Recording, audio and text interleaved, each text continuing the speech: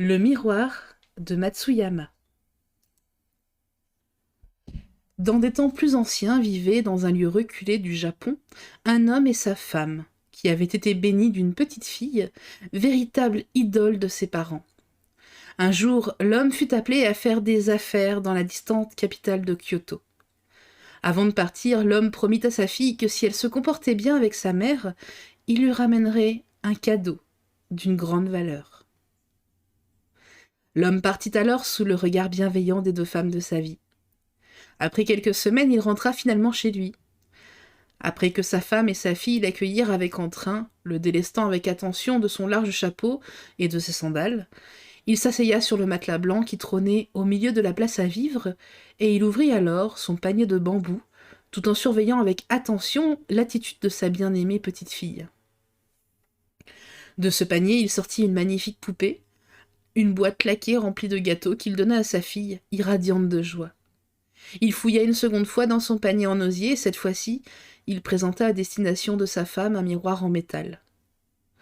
La surface du miroir brillait, et de son design, un arbre à pain et une grue étaient sculptés dans son dos, montraient bien qu'il s'agissait d'un produit de première qualité. La femme du gentilhomme n'avait jamais vu un miroir avant celui-là, et au plus elle le regardait, au plus elle avait l'impression qu'une autre femme la regardait fixement. L'homme expliqua alors à la femme le principe du miroir et lui demanda d'en prendre le plus grand soin.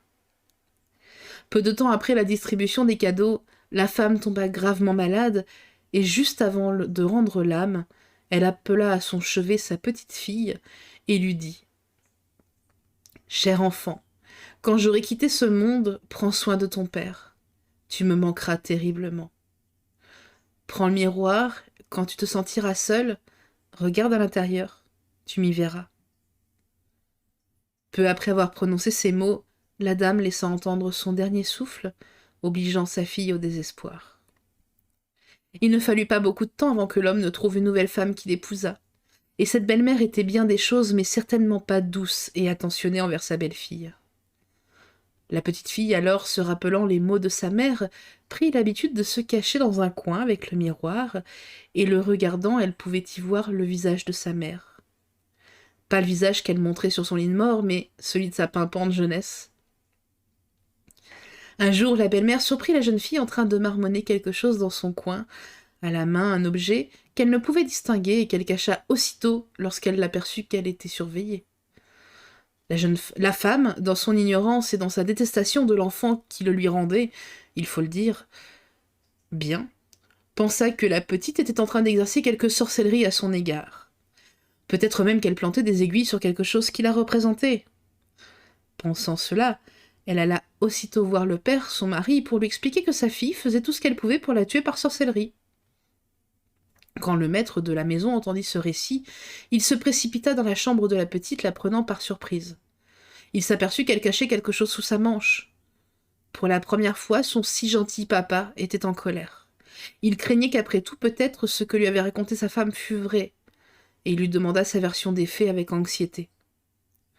Quand la fille eut fini d'écouter ce qui lui était reproché, et malgré ses accusations totalement injustes, elle expliqua à son père que, comme depuis toujours, elle l'aimait bien trop pour attenter à la vie de quelqu'un qui était cher à son cœur.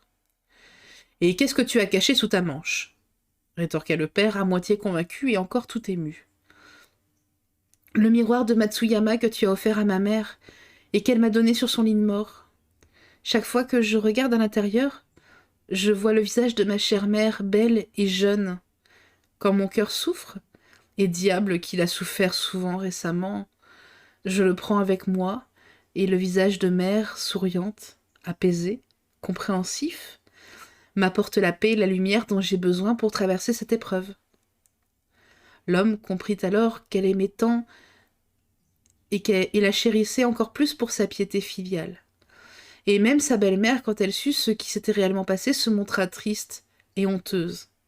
Elle demanda pardon à l'enfant, et cette dernière pardonna. Et ainsi, les turbulences de ce foyer disparurent à jamais.